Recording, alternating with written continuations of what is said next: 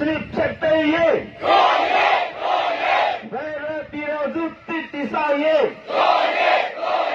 တိုင်းရင်းသားဓာတ်ညီခွင့်ရရှိရေး2008ဖွဲ့စည်းပုံအခြေခံဥပဒေဖြတ်သိမ်းရေး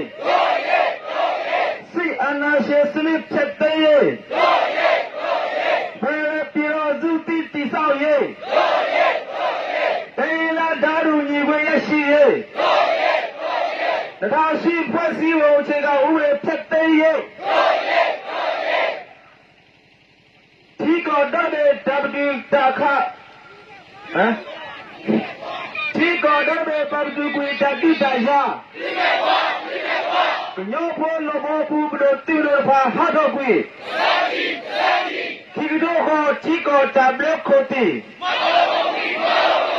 တူတော်ဒီမိုကရေစီဖက်ဒရယ်ပြည်တော်စုကိုဆိုဘူး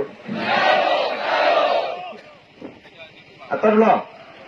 ဒီကောဒမေပပတူကွေတတိတယာညောဖို့လောဘောပူပဒတိရဖာဟာတော့ကွေဒီတော့ဟောဒီကောတဘလခိုတီတူတော်ဒီမိုကရေစီဖက်ဒရယ်ကိုဆိုဘူးကဲတပိတို့မလို့နော်